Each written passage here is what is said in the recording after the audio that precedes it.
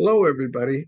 I'm here with a good friend, um, Pema Dechen Gorap, who is a Tibetan human rights advocate, a Dharma practitioner. She runs a nonprofit in the Washington, D.C. area called Partners for Tibetan Education that helps Tibetans in exile retain their heritage, their language, their culture, to understand the context so that you get the full import of why I asked Pamela to be here to talk about living a compassionate life. If you have to know a little bit about the history of Tibet, it was one of the greatest tragedies of the past century when Mao Zedong sent his troops into Tibet in the 1950s. And they proceeded to overtake all of the aspects of Tibetan culture until they took Tibet by force, driving hundreds of thousands of Tibetans into exile. Over 1 million Tibetans were killed either directly at the hands of Chinese troops or through concentration camps. And it became one of the biggest human rights tragedies, as I say, of the last century. So as Tibetans arrived in India in exile, they tried to rebuild their lives. And Pema-la, during that time, she worked in the Tibetan refugee communities for 23 years in India, from 1973 to 1996. She started her career in the Tibetan Homes Foundation and later as a senior school teacher at the Tibetans Children's Village, the TCV, and that was in Dharamsala for over 10 years. She was an active member of the Tibetan Youth Congress in its formative years in Bangalore and Mussoorie in India. She served on the board of the Tibetan Women's Association for 2 terms, 8 years, as vice president and then acting president. She was elected to the Tibetan parliament in exile in 1991 and served for a 5-year term. And she also served as the general secretary and director of the Tibetan Homes Foundation in Mussoorie, appointed by His Holiness the Dalai Lama. She then came to the U.S. in 1996 and served as president of the Tibetan Association of Colorado, as the executive director of the Colorado Friends of Tibet organization. And then in 1998, she moved to Washington, D.C., and was elected as president of the Capital Area Tibetan Association. During her term as president, she worked closely with the Conservancy for Tibetan Art and Culture and the Smithsonian Institute on the 2000 Folklife Festival, Tibetan Culture Beyond the Land of Snows. She was the outreach coordinator as a member of the organizing committee for the 2011 Kala Chakra for World Peace held in Washington, D.C., and currently she works as a Tibetan journalist and is dedicating her spare time and talents to the Partners for Tibetan Education. Welcome, Pamela. I'm so grateful that you've taken the time to be here. Thank you so much. Thank you. It's such a pleasure to be on, and thanks for having me. And thanks for that very long and a very generous introduction. I hope I can live up to that. Well, you have lived up to it. I imagine most people will not be able to imagine the strength of what it's taken and how much you've given to your fellow Tibetans who have been living in exile over this long time. So my first question for you is, how did you first learn about the importance of being a compassionate person? Well, I don't know if I can call myself in any way sort of inspiring, a compassionate person or anything, but definitely learning about compassion, which is like the love, kindness, tolerance, forgiveness, all those attributes that sort of leads to compassion. I have learned it right from my childhood. I lost my mom at a very early age, and my father, during the Chinese invasion, somehow was disappeared. And so I was actually left to the care of my older siblings, all my older siblings. they never made me feel that I was an orphan, that I don't have my parents, and everybody sort of cared for me, uh, like perhaps in any other family would. And I never, I was surrounded by very loving, caring people. And then when we escaped, as you were explaining about the history of Tibet and how we completely lost Tibet to China in 1959, and then followed the exodus. His Holiness the Dalai Lama escaping into India, and then followed by over 80,000 Tibetans, and my family happened to be one of those. And so after coming into exile, we were helped and cared by people from all over the world, of different religions, of different ethnicity, just so much warmth and care and love that people, the philanthropists and the doctors showed to the Tibetan refugees. I had always kind of been in situations where people had shown their utmost compassion.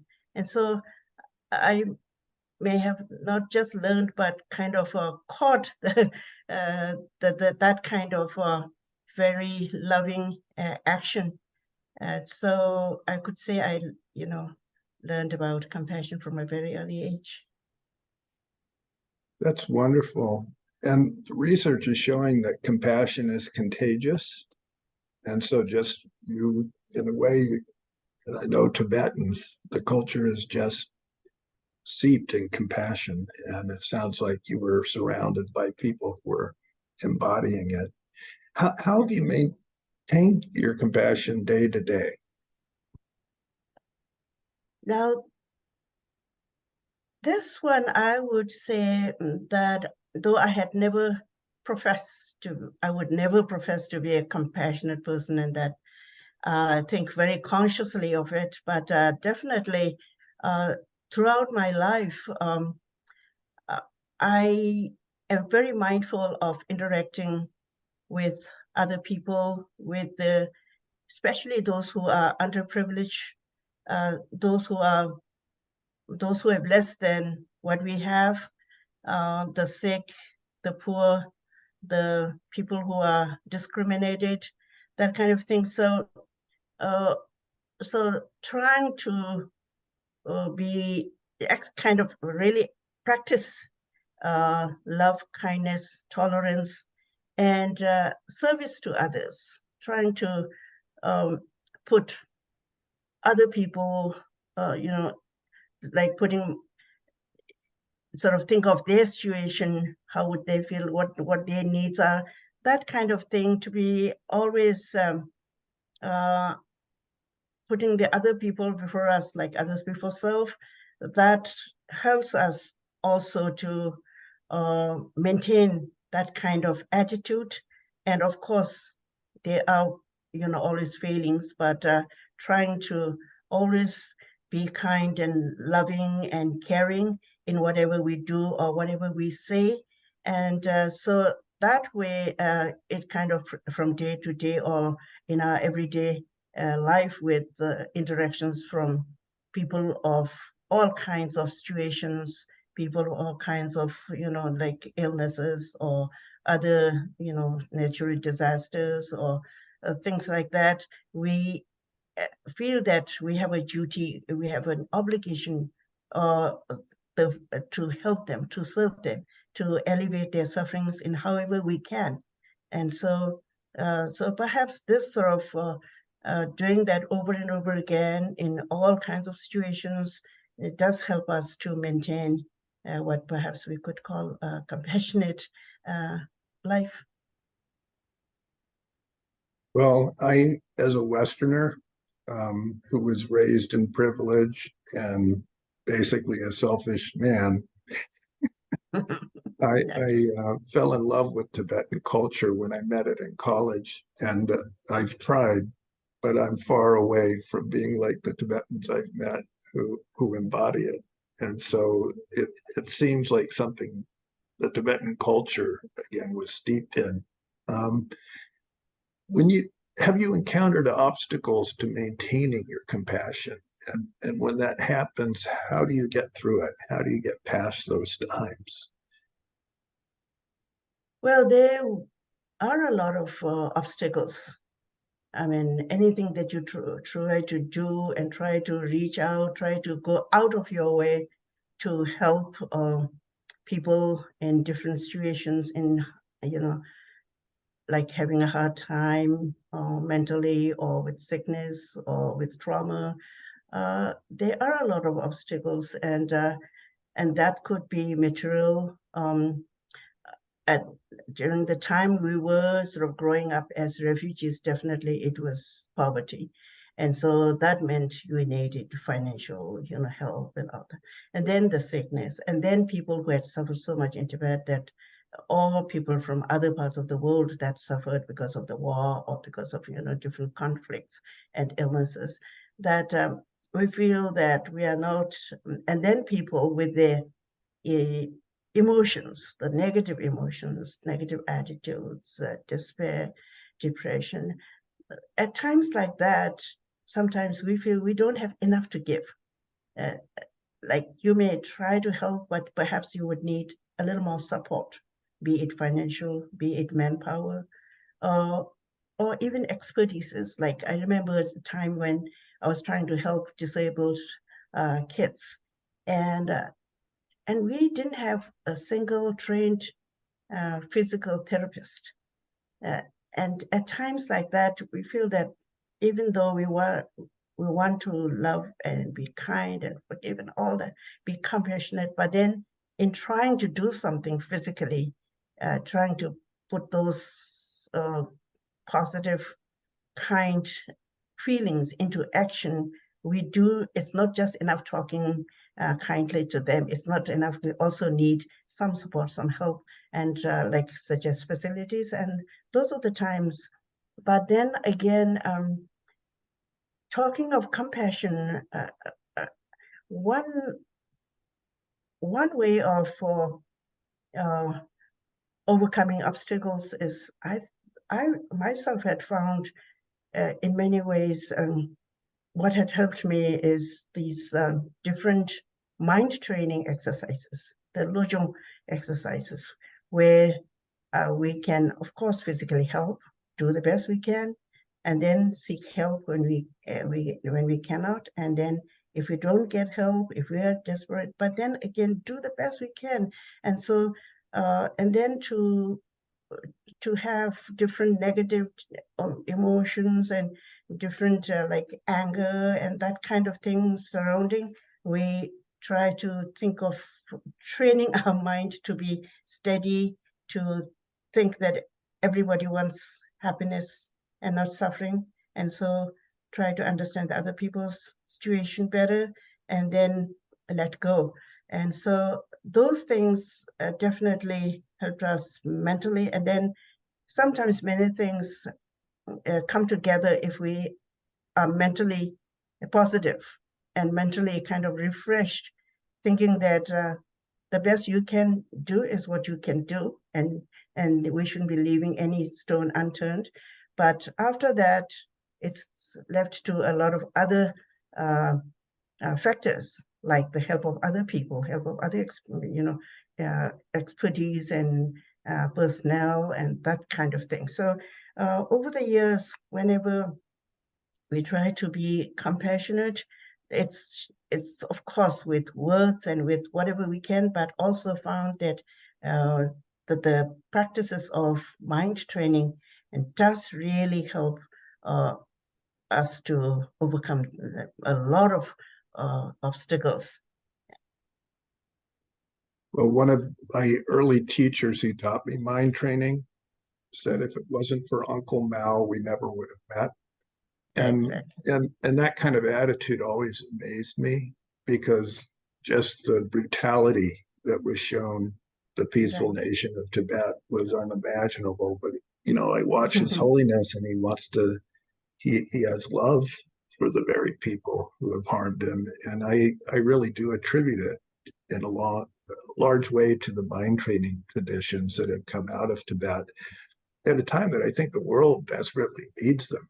Um, Yeah. would you be willing to talk a little bit about that, the Tibetan culture and the role that compassion has played in your sense of what the Tibetan culture brings to the rest of the world? Um, yeah, I mean, in terms of our culture, you yourself have shown that, I mean, coming into the US and then visiting you and knowing you over the years, you practice more Tibetan culture than many of us. You do that so well. And I think one of those is because you had such great teachers, and then you are a very serious, established practitioner. That's why. And when we talk about Tibetan culture, of course, it's a very peaceful culture, uh, and and I don't know how true it would be, but people think that Tibetans are peace-loving people, and and as you alluded earlier, when Tibet was invaded by the communist China and completely by 1959, and then everything else followed after that, the destruction of the culture, the language. And these days with the Chinese um, purposely putting the Tibetan kids as young as 3 or 4 year old, a million of them in their boarding schools and indoctrinating them with Chinese culture and their language and nothing, and then making them separated from their parents so that none of the Tibetan culture that we say is not brought but caught uh, can happen with, and so much so their ideology will be different from the people, from the Tibetans inside Tibet at some point with their parents. And so that's a very sad situation. And so, uh, but then Tibetan culture definitely, I believe, is very compassionate. And one example, perhaps, I could give is like His Holiness the Dalai Lama always talks of the story of all these Tibetan political prisoners that had suffered so much in Tibet, in the prisons, the torture, starvation, and beating, a lot of brutality, and they've gone through so much, and then by the time they are completely, they are sick and they are unable to do anything, they're kind of useless to them. Then they uh, release the prisoners, and so one of the prisoners that His Holiness, after getting released, happened and escaped to India to freedom. And of course, like all Tibetans, and especially the political prisoners, the first thing they want to go is see the Dalai Lama. They get to do that, of course, and so they tell their stories. And His Holiness the Dalai Lama often talks about the story of one political prisoner that made that really resonated the resilience of Tibetans under such difficult conditions. His Holiness talks about this political prisoner who was telling His Holiness that I was in prison for this long and that I was very, very afraid of one thing. I was very afraid of one thing. And His Holiness thought perhaps he'll say of dying from torture or starvation. But he said, I was afraid of losing my compassion to the prison guard. And that I think is how Tibetans would go to that kind of length to make sure that you keep composed, you steady yourself, and in the most difficult times, not lose compassion, but maintain it as, even uh, hold it to your life kind of thing.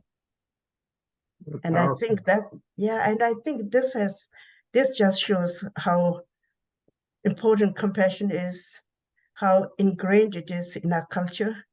And many of our former political prisoners, like Garjin Rinpoche, for example, the great Garjin Rinpoche, uh, he learned all this. He did a lot of practice during his imprisonment. and he was an enlightened, almost an enlightened being when he was released. All because that was a very difficult situation where there was nothing that he could do but just practice. And there was so much around him where he could lose his patience, where he could lose his compassion, his love, his kindness.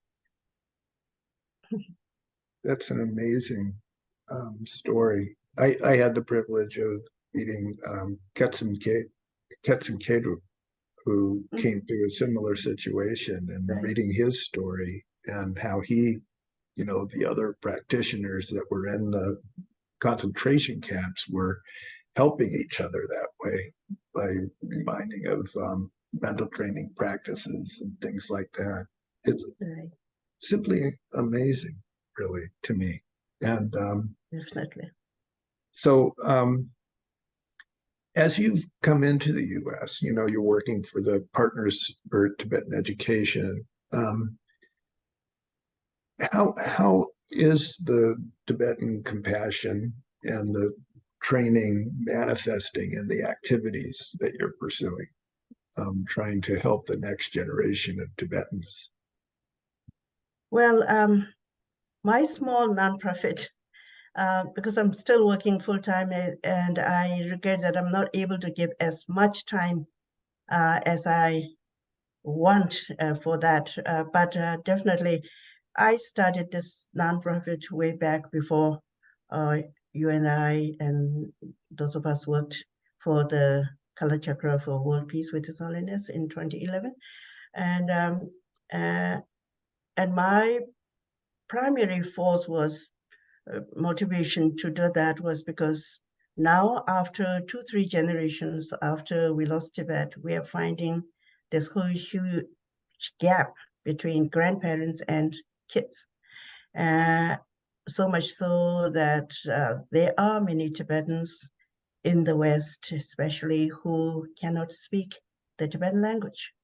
And then a whole generation that is not as exposed to authentic Tibetan culture as my generation was. I mean, I escaped as a child from Tibet, but then we were surrounded and kind of helped by the older generation of that time uh, to be brought up as Tibetans. We were very fortunate to have such good teachers and community. And so I wanted to give that back to the younger generation, to the kids, and help them to learn Tibetan language and culture. And culture, and also because His Holiness the Dalai Lama often talks about the Tibetan language, culture, and the study of Buddhism, because he knows that it's a study of Buddhism that would help them grow up as well-grounded Tibetans, even well-grounded human beings. And so this is something that I wanted to do and that I try to do. And also with that came a lot of requests from my Vietnamese friends, from my non-Tibetan friends, who would say, well, is there a teacher coming? Can we have a class, or can we have a teaching? And I realized that there are a lot of non-Tibetans who are interested in Tibetan culture, and who perhaps, I'm not talking of like who have to be Buddhists, they don't have to be, but just sharing our culture, that people wanted to learn about it, want to share that, want us to help them share. And so then I started all these bringing the teachers who, or not that I had the money to bring the teachers, but if some teachers, great teachers, and we're lucky to have a lot of, learned people, learned Tibetans coming to the United States or are settled in the United States. So we would sort of invite them, have classes or talk, or just even, a small talk over a dinner at a house or in a small community hall, that kind of thing. So, this Partners for Tibetan Education has now a twofold mission. One is for the Tibetans to learn their Tibetan language, culture, study Buddhism. The other is share the culture, language, and even Buddhism, those who are interested, in whatever way we can. So this is sharing the culture as well as sort of promoting and preserving it among the younger generation. That's, I want to do more if I'm retired, but I'm still working. Well, and I too have greatly benefited from it. And the whole Compass thing is about how to help others who are facing burnout. You mentioned the helplessness that we all feel. We're faced with problems we can't solve. And that's true of helping professionals too. And so I think that there's a treasure trove of wonderful practices that humanity needs. And so I'm not surprised that other people are coming to you from other cultures and other traditions. Um, as you look at your life, have there been any individuals that have particularly inspired you on this path? And would you mind mentioning a little bit about them? Oh, of course, of course. And perhaps you won't be surprised. It's His Holiness, the great 14th Dalai Lama. Of course, for us, he's definitely the manifestation of the Buddha of compassion, charity, and also the patron deity of Tibet. So there is this particular connection too, and in fact, he's for the whole humanity. His Holiness, now he's in his 80s, but had started helping from age 16. And so, and with his commitment of not only leading the Tibetans, leading Buddhists, but the commitment main commitments, if I may relate here. The first is promotion of universal human values of love, kindness, tolerance, forgiveness. What is famously termed by His Holiness as the secular ethics. The secular ethics is beyond religion.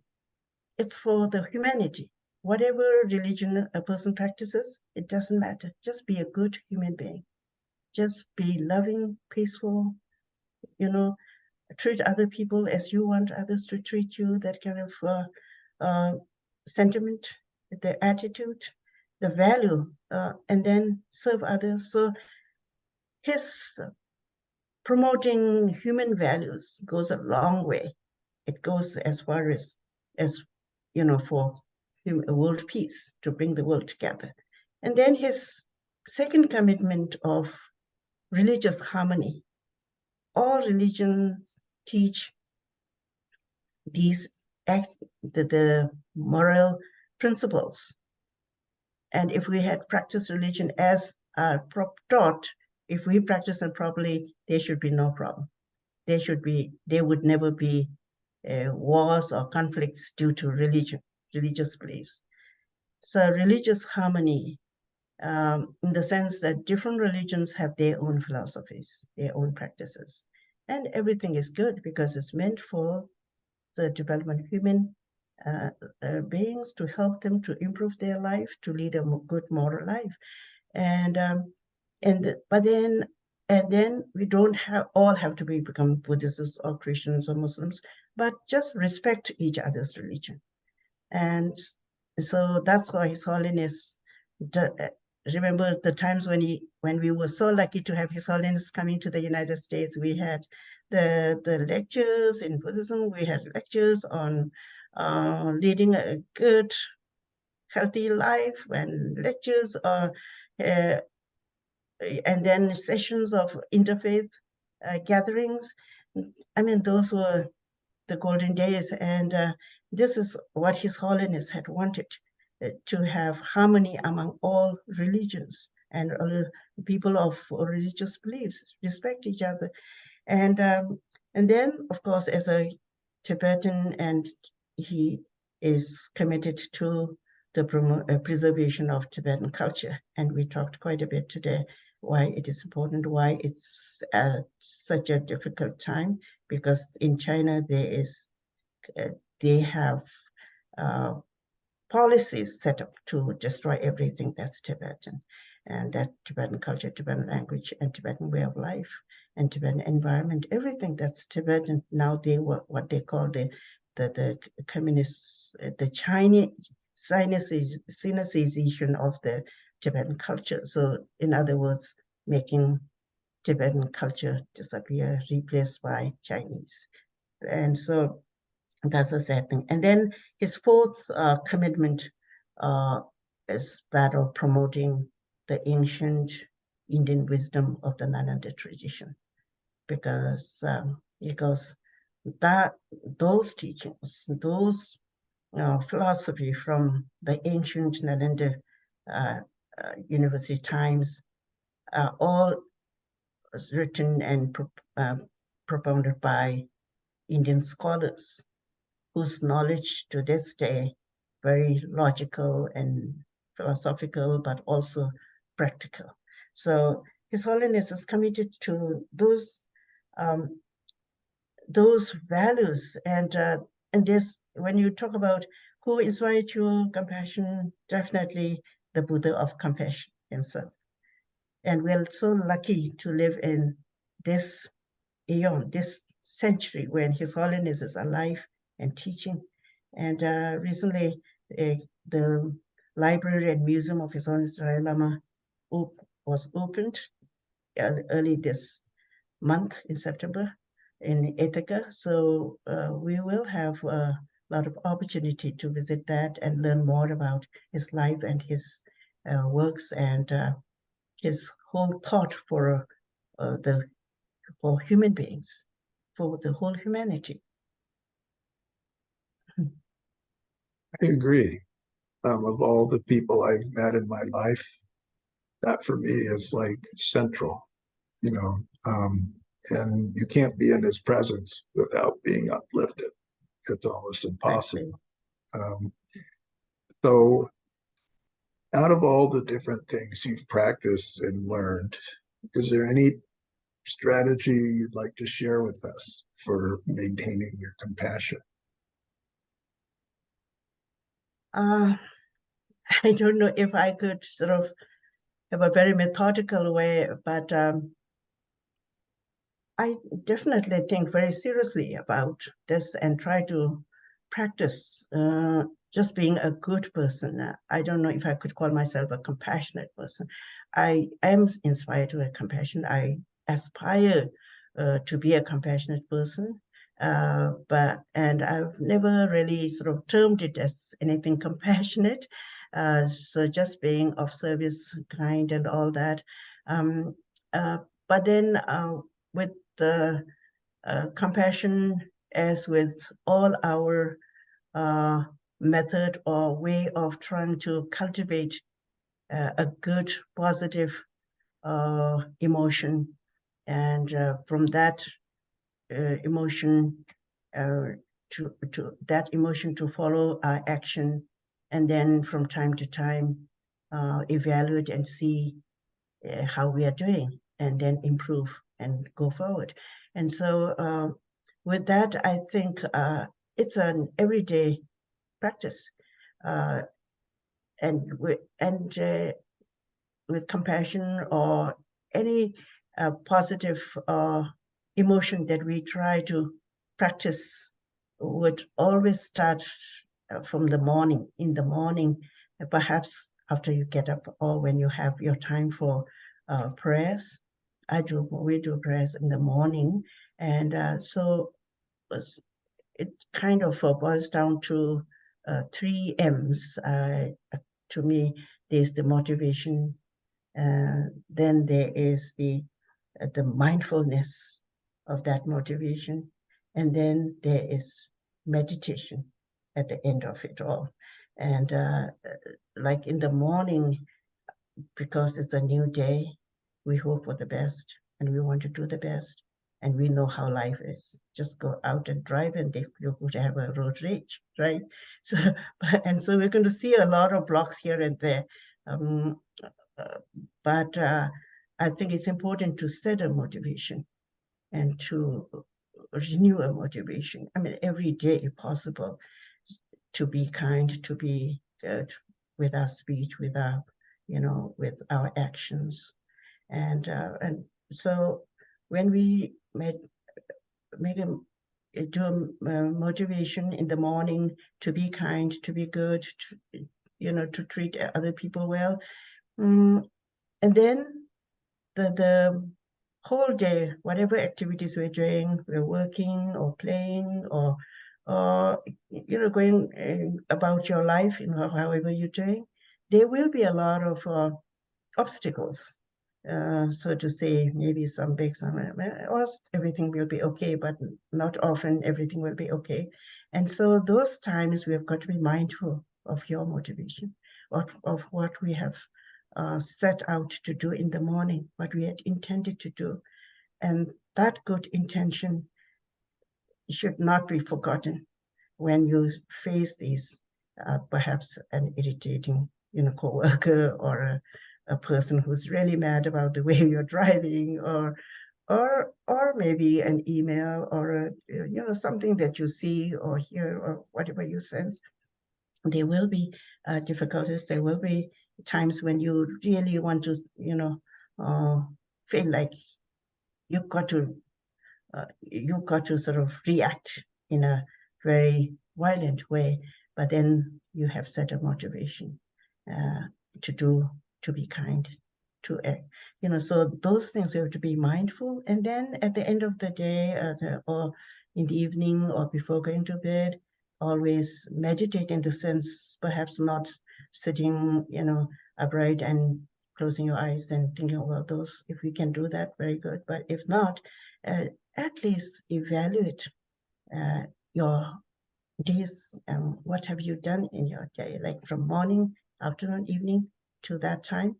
Have you really gone about maintaining your compassion, your good motivation that you had? Or have you at some time strayed from there? And then that's a time to reset, and then the next day again in the same way. And definitely these practices, like any habit or like any emotions that it's over time that it would change, because everything changes with our mind. Our actions follow our thinking. And so if we have a good thought and good motivation that way, it might take time, but definitely step by step, it definitely will help transform people's actions. And with that, the well-being of oneself too. So it's not just about others all the time. You yourself, once it's a calm, peaceful, compassionate person, we're all trying to do that. It's not easy, but definitely will be more at peace.